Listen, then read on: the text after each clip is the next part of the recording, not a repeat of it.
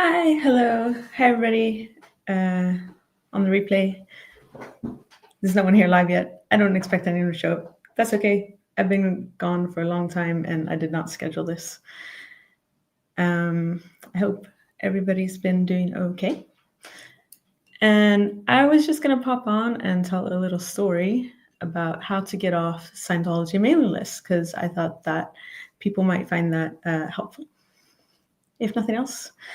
And yeah, it's not, I mean, this might not work for everybody, but it worked for me. So I'll tell the story about it.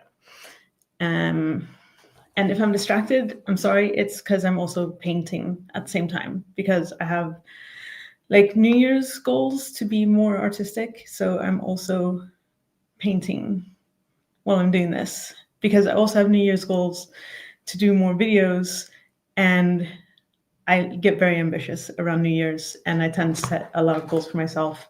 And I don't really have like a middle ground. I'm kind of an all or nothing. I go like all in and then I burn out real fast, and that's not good. And I was thinking, well, how am I gonna achieve all my goals? And I realized that maybe I have to do some things, in parallel, or I just have to do some things bad. Like I can't paint perfectly because being a brilliant artist takes, a lot of practice and a lot of hours, and I don't really have a lot of hours to practice. But I can paint poorly, so why not paint poorly? And I could do YouTube. I can't do YouTube professionally because, well, I'm just not that into. Oh my God! Hi, Simon. Hi, Miriam. Hi, Miriam. Thanks for popping in. Oh, you just texted me. I didn't notice. Sorry, I missed it. I hope you're doing well. It'd be really nice to chat. Maybe do a video together sometimes. Anyways, I'm gonna get back to it. I'm never gonna do YouTube professionally because, well, it's just not really my thing. It's very uncomfortable for me. But I could do it poorly, right? So yeah, why not just do it poorly? And sometimes people say anything worth doing is worth doing well, but I've heard people say anything worth doing is worth doing poorly because nobody starts off being good at something. You have to start off being bad at it. And also, like, hustle culture is just so toxic. We don't always need to be good at things. We can do things just because they're fun. We can paint just because it's fun. We can do YouTube poorly because it's embarrassing and fun. So yeah, basically, there are a few more people here. Hi guys, nice to see you all. Right, so I was watching a YouTube video about Scientology this evening, which is, I haven't watched the ex-Scientology stuff in a long time, but T from Voice Down Under posted a link to another YouTube video. Matt Batista, he's been trying to enter the Scientology churches and stuff. And he mentions that he bought a book and he's on their mailing list now, and he got a lot of emails and calls like right away. And I was in his comment section and I saw quite a few comments like, oh my God, I was so stupid once in the 80s. I was curious and I bought a book and they got my name and address and I haven't been able to get off their mailing list since. And somebody else commented something like, oh my God, I've moved 10 times. I don't know. I don't think it was 10 times. I've moved so many times and I've changed last names and somehow they still keep finding me, keep sending me stuff. Like, how do you get off this mailing list? And I started writing comments to them to try to explain how I got off the Scientology mailing list. And then I was like, you know what? I have a New Year's goal to do more YouTube, so I might as well just jump on the YouTube and do and tell people how I got off the mailing list. Now, if you've known me for a while, you know that I I've spoken out about Scientology, and now I'm definitely not ever going to be on their mailing list ever again, most likely, because they don't like me anymore, just because I told the truth about them. That's okay. They don't have to like me. I don't need everybody to like me. I need some people to like me. I definitely need that, but I don't need everybody to like me. I don't need Scientology to like me. But I did actually manage to get off the mailing list before I started speaking out against Scientology. So I got off the mailing list without being declared a suppressive person, which is really hard to do. And I'm going to tell you how I did it. When I'm not too distracted by painting. Right, but first, I thought it might be interesting to know what happens when you get on the mailing list. Like, what actually happens when you go into Scientology organization, go into a Scientology facility and buy one of their books or take a personality test, and you, for some reason, use your real name instead of a fake one? Or what if somebody is like being really mean and like signs you up on for their mailing list as like a horrible prank, which they will get karma for. Karma is going to come back and bite them for that. Let me tell you, it's really mean to do that.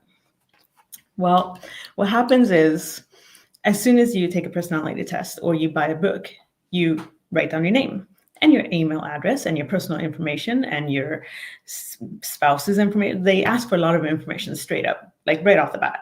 They're going to be asking you for everything.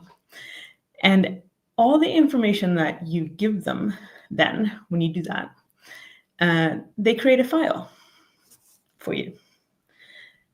Like, for real, a paper file, like a manila folder, everything, and not just one.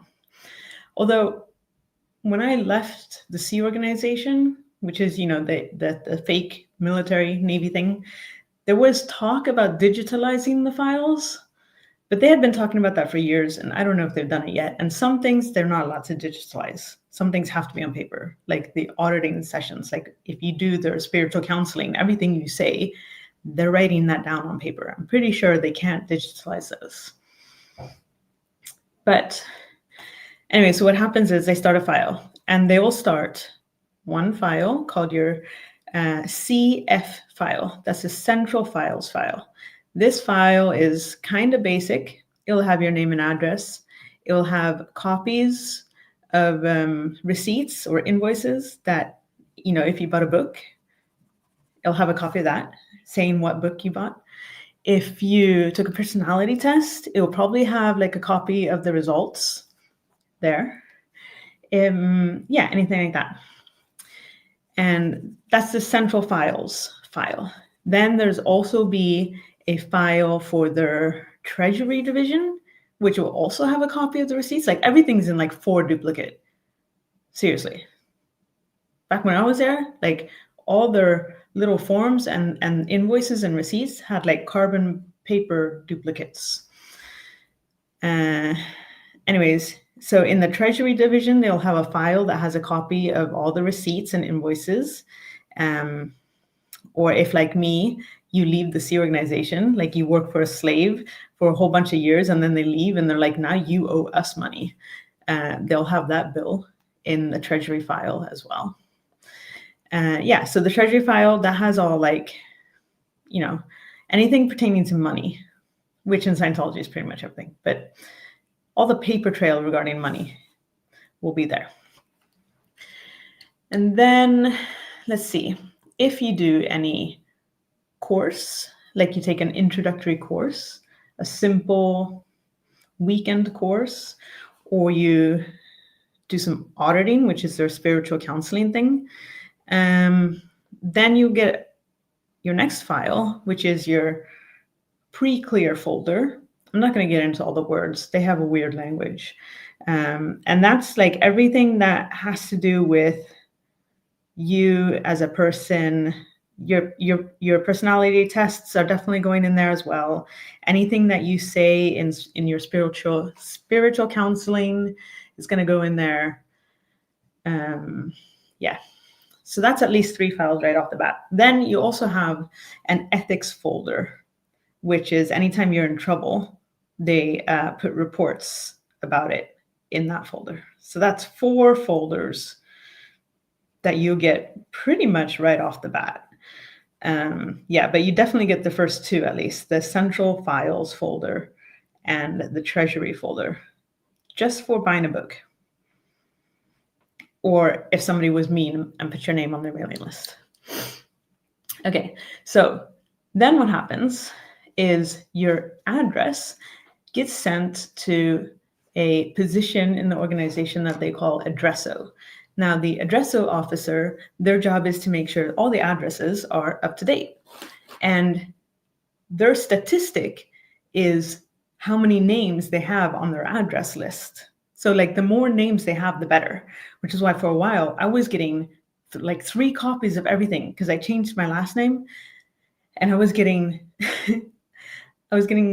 like everything in my old last name and in my new last name, and I was also getting like a 3rd copy of everything where they had like made like there was a typo in my address on the street name. So I was getting like 3 copies of everything, sometimes 4. It was really bad. Anyways, so the address person, and they don't have an incentive to fix the addresses. Like if you're like, hey, this is not my last name anymore, you'll still get like multiples of everything because that's their statistic. That's how they show they're doing well. That's how they're producing in the organization, having more names on their address list. Sorry, guys. Anyway, then the addresso person in the facility where you went or, bought a book or something, they will share their address list, moving up the church hierarchies, because there's a whole bunch of hierarchies in Scientology. So they'll share the address list to other facilities. So like I grew up in Clearwater, Florida, so they obviously had my name and address. And then when I moved to Sweden, they shared that with the facility here in Stockholm. But they'll also share it with other like high-ranking facilities and other organizations within Scientology. For example, the International Association of Scientologists, which is their membership group. You have to pay to be a member because you're not paying enough to, do the services that cost a lot of money. So they get your mailing list.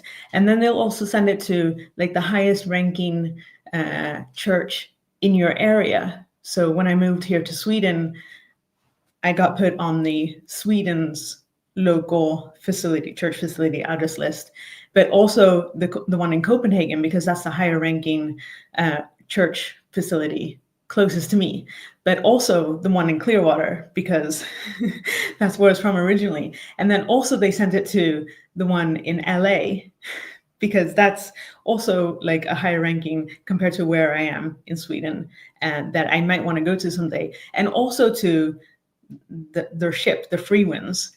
And then they also send it to like Scientology International address list as well. So your name not only gets on the list where they have incentive to keep you and to have as many versions of your name as possible, because that's what shows they have good statistics.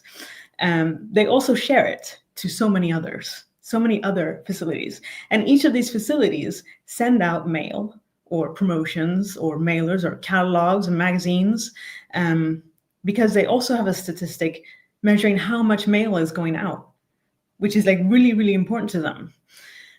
So you'll be getting, like, you walked into your local Scientology facility and all of a sudden you're going to be getting mail from like 7 or 8 different Scientology facilities from all around the world, like every month, if not more. And you might also get duplicates because maybe they have your name spelled wrong on one of them. Right. So how do you get off the mailing list? Doing nothing, like moving or changing your name, probably will not help, because they have skip tracers. They will find out where you moved to. Like they pay to have that service of getting your address updated. So if you like, you just move and you think maybe this will work out, they'll find you. They'll find you. I moved and was not even like, my name wasn't even on the address. I was living care of somebody else, and they found me. I moved probably about 8 times. I even moved countries, and they still kept finding me. And like, it got so bad when, like, one time I moved and my mom was like, "Can I have your new address?" And I was like, "No, because you're going to give it to the church," because she's still a member of the church. And she was like, "No, I promise I won't." But then somehow they found it anyways. So let's get back to the point. How do you get off the Scientology mailing list? So if you just move and you don't do anything, you're going to stay on the list forever, because they're incentivized to send out mail and promotions to you. They want to do that. And unless you're actively trying to stop them, they're going to keep doing that, even if you never respond. So, and if you respond, if you do like respond, if you're like, "Hey, I don't want to be on your mailing list," then they're going to try to fix you. They're going to like try to fix you to come back and like be happy with them again, so that you're like okay with getting their mail again. So I wouldn't recommend that either.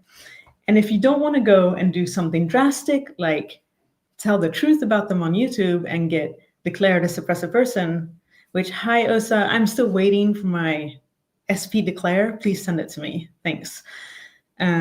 If you don't want to do that, like, you trying to stay maybe under the radar a little bit, I guess. You're already on their radar, but you don't want to like poke the bear, right? This is how I did it. Oh shit, you know what? I forgot to Google something before I logged on. So there's this thing called the Code of a Scientologist. I never learned it verbatim. I probably was supposed to. I'm pretty sure all the Scientologists are supposed to learn it verbatim. I don't remember very well. I do remember one point though. And I'm not going to get this one point verbatim either, because like, I don't remember. But there's this like Code of Scientologists, and it's like 8 points, like, oh, as a Scientologist, I'm always ethical, I'm always truthful, blah, blah, blah, blah. It's just a bunch of fluff bullshit anyways. But one of them says, do not give or receive any communication unless you yourself desire it. So what did I do? On every piece of mail, fair warning, this will take time, because it took me 8 years.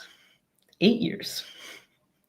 On every single piece of mail that I received from the Church of Scientology, I crossed off my name and address.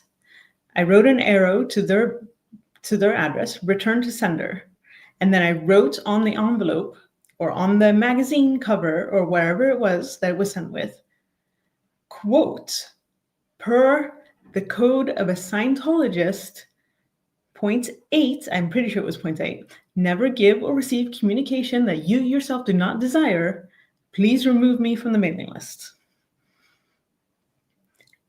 8 years, every single piece of mail, all the duplicates, all the magazines, all the postcards, all the flyers, all the letters, return to sender, and the Code of Scientologist point. And I got off the mailing list without being declared a suppressive person. I don't think they were happy with me, but it was not declared a suppressive person. And I still had contact with my mom at the time because I hadn't started speaking out. So I also didn't get into trouble, at least not a lot, at least not that I noticed. So there you have it. If you have somehow managed by some horrible mistake to get on Scientology's mailing list and you want to get off, and you can do this for 8 years, that's how you do it. All right. Yeah, that's actually all I had for this time. It's going to be short and sweet. I'm supposed to be getting ready for bed. It's kind of late. My dog is already like, hey, let's go to bed. But to be fair, she's kind of old now, and, you know, she likes to go to bed early. She also likes to sleep in. But anyway, I'm going to quickly say hi to everybody in the chat. You aren't that many. That's fine. I love you guys so much. All right, let me see. Oh, you guys have been talking. I've just been babbling. You guys have been having whole conversations. Hi, Miriam. Hi, Jojo. Hi, Telus the Guru. Hi, Rocks in a Box. Box in a Box. That's fun. I like names that rhyme. I like everything that rhymes. Hi, Afila. Hi, Scientology. Scientology. Oh, here's a comment. This is really smart. If you guys are curious about Scientology, I don't actually recommend ever getting involved in any way, but you know, after I did the personality test, I purchased the Way to Happiness book and they asked for my details. I gave them a made-up name and email. This is really smart to do. Because if you're curious, and I know curiosity, it's going to get the best of you, give them a fake name. And don't use a credit card or anything that they can track. Use cash. Preferably don't give them your money, but yeah. Jojo says, plus use cash. Yeah, exactly. That wouldn't work here in Sweden anymore because there's pretty much nowhere that takes cash these days. Hi, Jamie Pie Mental 1502. I'm sorry, I butchered that handle. Hi, Jamie. Have I said it? Hi, West Coast Fancy Nancy. Another rhyming name. We like it. Fancy Nancy. Hi, Lupita. Lovely to see you too. And did I get everybody? I think I got everybody. If I missed you, I'm so sorry. Hi to you too as well. Hi to all the people on the replay. Yeah. Oh, see? Miriam's on the ball. Scientology Denmark does not accept cash. Yeah. It probably wouldn't work in Sweden either. Sweden is all about the credit cards these days. They actually had to make a law that grocery stores have to accept cash because you have to be able to buy groceries even if you don't have a credit card. Yeah. Doesn't EU have database mailing list laws? Yes. GDPR doesn't extend to the United States though. So yeah. And also there are some weird regulations about it. Like you're supposed to be able to, so GDPR, I'm not fully up to date on it. I know a little bit about it because it kind of affects my day-to-day work, but you're supposed to be able to get off any mailing list, and you're also supposed to be able to ask a company for every information that they have on you and get that. But that doesn't extend to the Church of Scientology. For some reason, they're not listed, not in Sweden. They're not listed as a company. They're not. They're recognized as a religious group, not a religion, because we don't do that in Sweden, but as a religious group somehow. And it doesn't extend to the United States. And also, I did this before GDPR, but I do know there were a lot of ex-Jehovah Witnesses who tried to use GDPR when it first came out to get all the files, because the Jehovah's also keep files on their members. They tried to get all that information back. They were like, give me all my information. And as far as I know, they weren't able to because it doesn't apply because they're not company. Anyways, yeah. I can't really, I'm not an expert on GDPR, so I don't know. But if it was a regular company, yeah, it should work. It should. Anyways, yeah. Let me know in the comments later, or send me an email if you have any subjects you want me to talk about. I'm trying to, get some new ideas to try to come on and do more videos. At least, somewhat more than 2 a year, which is, I think, what I did last year. And so, yeah, if you have subjects you want me to talk about, then let me know. either like in the comment section or shoot me a video. And otherwise, I hope you all have a great day, morning, evening, night, and take care of yourselves and take care of your mental health. And I hope to see you all soon. Thanks so much for listening. Bye-bye.